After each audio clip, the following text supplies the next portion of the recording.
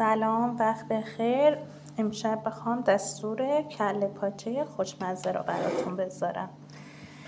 اول کله رو میپرونیم، به این شکل تمیز میشوریم، آماده میکنیم، بهش پیاز اضافه میکنیم.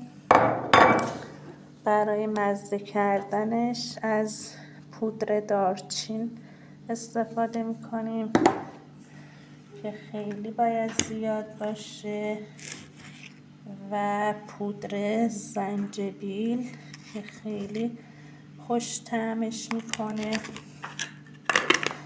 و زردچوبه و پودر کاری برای عطر و مزه